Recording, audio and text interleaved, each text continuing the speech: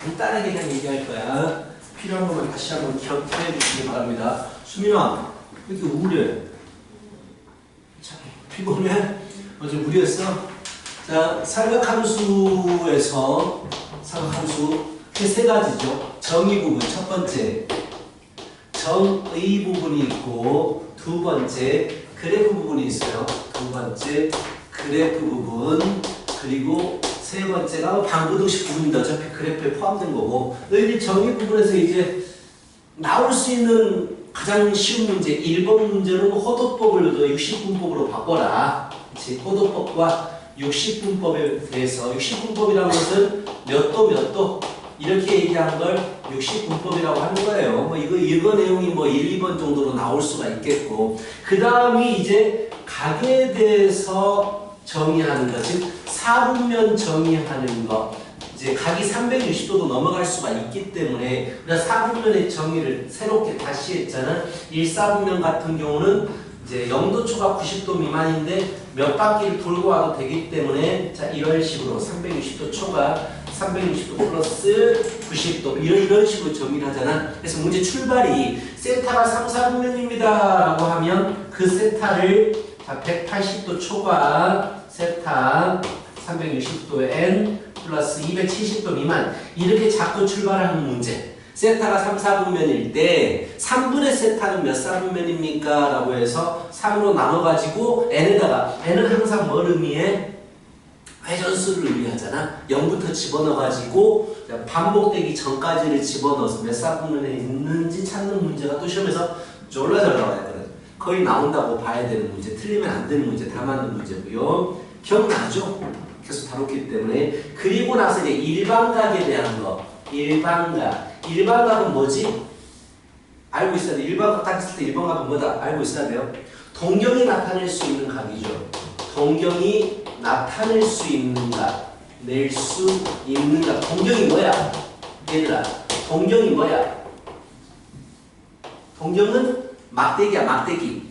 막대기입니다. 회전하는 막대기라고 그랬지. 자, 동경이 막 회전하다가 마지막 위치가 이 정도에 딱 머물렀어. 그럼 이 머물른, 이걸 이제 이 각을 세타라고 한다면 이 동경이 나타낼 수 있는 모든 각을 얘기하는 게 일반각이야. 그렇다면 세타도 나타낼 수 있고 360도 한 바퀴 돌아서 360도 플러스 세타도 나타낼 수 있고 두 바퀴 돌아서 360 곱하기 2 플러스 세타도 나타낼 수 있어서 일반각은 360도 n 플러스 세타가 일반각이 되는 거지. 세타는 당연히 0도부터 360도 미만의 각으로 분리를 시켜야 돼요. 즉 만약에 마이너스 420도를 일반각으로 표현하세요 라고 해버리면 마이너스 값은 우리가 다루지 않습니다. 마이너스 420이라는 얘기는 이쪽으로 360을 돌고 나서 360 빼버리니까 60도가 남네. 60도만큼 더 움직여버린 거야. 60도만큼.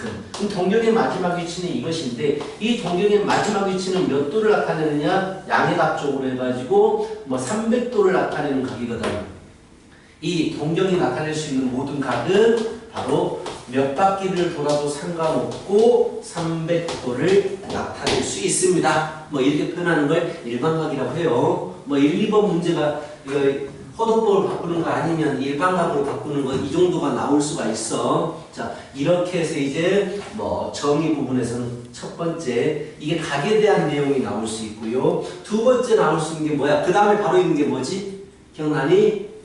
부채꼴. 그치? 공식만 알면 풀 수 있습니다. 부채꼴. 자, S는 2분의 1 RL과 L은, 일단다. 세타, 중심각은 뭐 R분의 L 이용해가지고 얘를 2분의 1 R제곱 세타 넓이 구하는 식이 나오게 되죠. 이 기본적인 공식들 반드시 알고 있어야 되고, 이거에 대한 넓이에 대한 문제가 나오기도 하지만, 자, 넓이에 가장 많이 나오는 건 넓이의 최대값을 가질 때의 각과 반지름 사이의 관계라든지 이런 게 시험에서 좀 더 많이 나옵니다.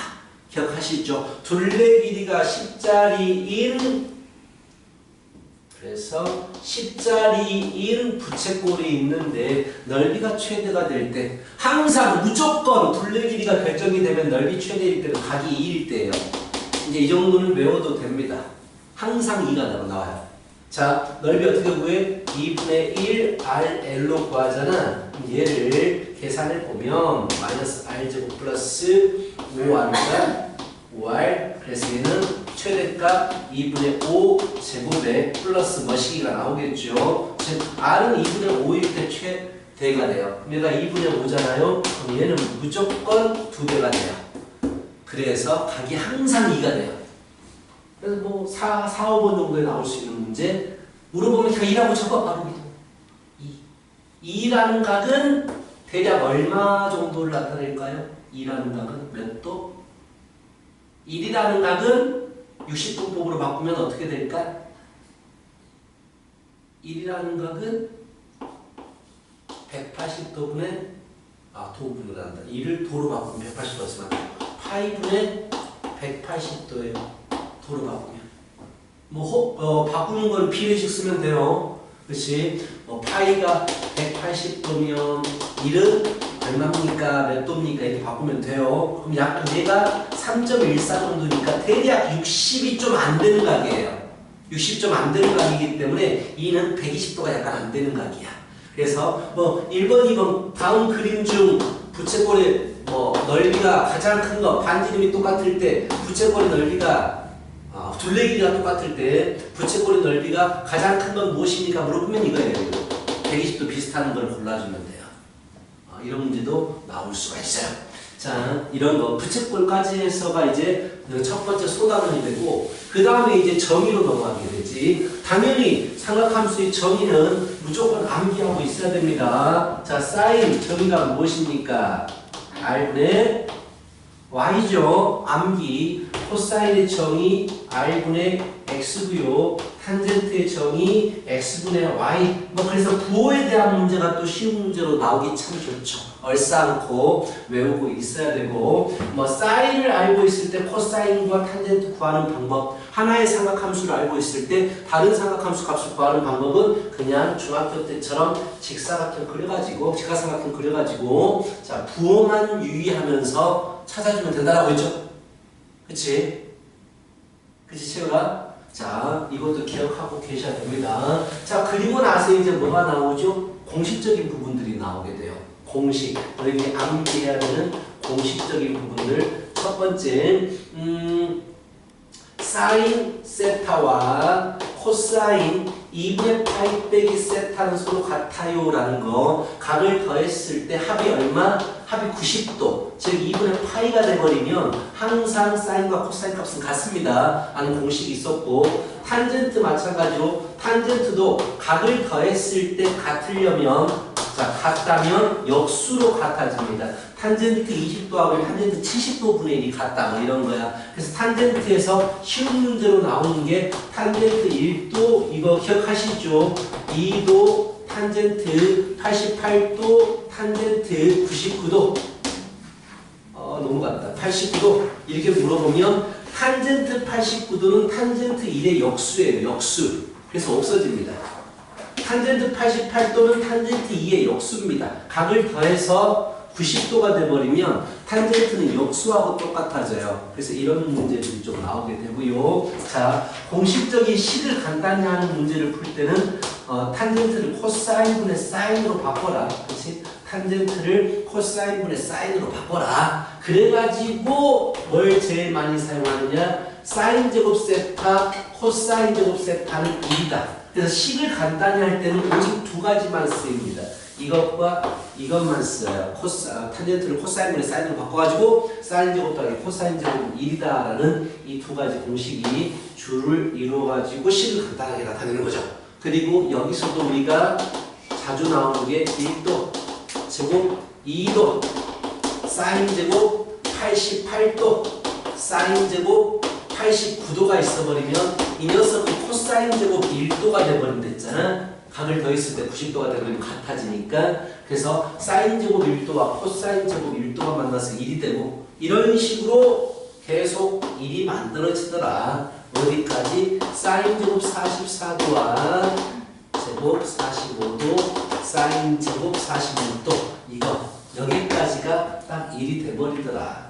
44가 나오고 얘는 2분의 루트 위의 제곱이니까 2분의 1이 나오더라. 뭐 이런 것들. 자, 그래서 이제 단순하게 이제 이건 너무 직관적으로 주어지는 거야. 이렇게 주어지면 누가 이걸 맞추고 틀리겠어. 그래서 이것들을 적절히 좀 뭔가 좀 복잡하게 구조를 주어져가지고 적절히 섞어서 이제 막 변형시켜서 푸는 문제들이 뒤에 보면 있어요. 자, 이런 공식적인 부분에서 특히 이제 또 방정식의 두근을 사인과 코사인이라고 하자. 학과 곱을 이용한 문제들 이런 것들이 좀 자주 나옵니다.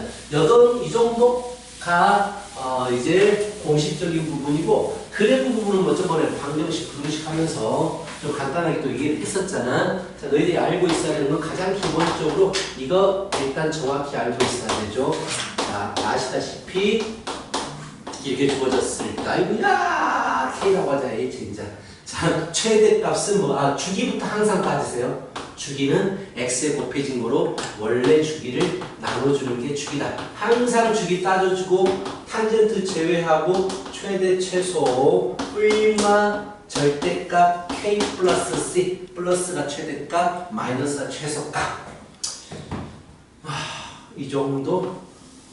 그리고 탄젠트에서 나올 만한 거는 점근선 같은 거. 다시 점근선 방정식을 간단히 말해줄게요. 자, 점근선의 방정식을 구하십시오라고 하잖아. 그럼 너희들 가장 처음에 뭘 하냐면 첫 번째 점근선이 어디 있는지부터 체크를 해. 첫 번째 점근선이 뭐 2분의 파이에 있다고 쳐. 오케이? 그럼 주기가 만약에 주기가 4라고 쳐. 주기가 4면은 어떻게 시작할 것 같아? 탄젠트 G가 4가 되려면 파이 있어야 되고 4분의 1 파이분의 1x 이렇게 되겠네. 무슨 말이야? 아니 4분의 1 4분의 1 파이 x가 되겠지. 이게 출발하겠지. 하여튼간 주기가 4라고 구해. 그럼 어차피 첫 번째 점근선을 시작으로 해서 항상 4가 더해진 부분에 점근선이 있을 거니까 우리 수열 부분 생각했던 거, 우리 수열 때 배웠던 거 생각해. 등차 수열. 그냥 4n 적어. 오케이? 등차 수열. 일단 4n 적어. 그리고 나서 첫 번째가 2분의 파이가 되기 위해서 원래 수열에서는 1 넣어주면 2분의 파이였는데 아직 수열이 가기 전이니까 첫 번째라는 거는 동력이 한 바퀴도 안 돌았어. 그래서 0일 때요. n이 0일 때 2분의 파이가 나오면 되니까 이 뒤에다 그냥 첫 번째 점근선을 적어주면 돼요. 주기 n 적고 뒤에 첫 번째 점근선을 적어버리면 된다고. 그래버리면 점근선의 방정식이 완성이 돼요. 오케이? 주기 n 플러스 첫 번째 점근선. 이렇게 해버리면 탄젠트의 점근선의 방정식이 만들어집니다. 점근선 같은 건 조심하고 이제 저 그래프 주어져가지고 막 식 찾는 것들이 있잖아. 항상 주기에서 출발하세요. 주기 출발해서 최대 최소로 뭐 구하고 나서 평행이동으로 구해도 되는데 평행이동으로 구하는 게 제일 쉬워요. 점을 집어넣는 건 약간 불편할 수도 있어. 그래서 문자들 구하는 거 무슨 말인지 알지? 지금 내가 하고 있는 게 그래프 주어졌을 때 식 찾는 거 말하는 거잖아. 이쪽 뒤에 그래프 보면 많아요. 내가 억지로 많이 집어넣었어. 151쪽부터 보면 그렇죠. 그래프 주어지고 식 찾는 것도 쭉 뒤에 나와 있습니다. 자, 그래프는 쉽습니다. 필요한 것만 찾아가지고 풀면 되게 쉬워요. 말만 계속 쉽다고 하지만 자, 이런 것들 해주면 되고 특히 무조건 나오는 건 뭐냐면 특수각에 대한 값이 아닌 거. 특수각에 대한 값이 아닌 게 주어졌을 때 뭔가 특수각이 아닌 희한한 뭐 3분의 2 이런 거 주어졌을 때는 대칭성을 이용해서 문제를 한다라는 것도 시험에서 굉장히 자주 나와요. 평균을 이용해서 두 개 합을 구하는 거지. 뭐 이런 것들도 자주 나오겠다. 자, 이 정도 하고 어차피 오늘 숙제는 지수로급입니다. 수요일 날 삼각함수 부분을 내줄 거예요. 얼추 딱 마치게 되는데 이건 그냥 나 혼자 마치면 안 돼요. 여러분들이 마쳐야 됩니다. 이번 주가 마지막이에요. 수학 공부를 할 수 있는 마지막이 이번 주 이제 거의 끝났어요, 진짜. 그렇지? 다음 주 되면 이제 마무리를 맡아야 돼. 수학 잘 못 잡아 이제. 안 까먹해야 되기 때문에 수학 못 잡습니다. 남은 시간 얼마 없는데 풀면서 뭐 물어봐요. 질문 받을게요. 숙제는 뭔지 알겠죠? 짝수번이에요. 짝수번. 저번 숙제의 짝수번입니다.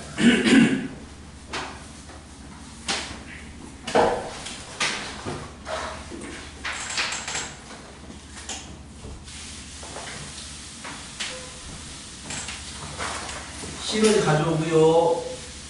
수요일날 방문식 마지막 시간에 열심히 풀어보시고 질문하세요.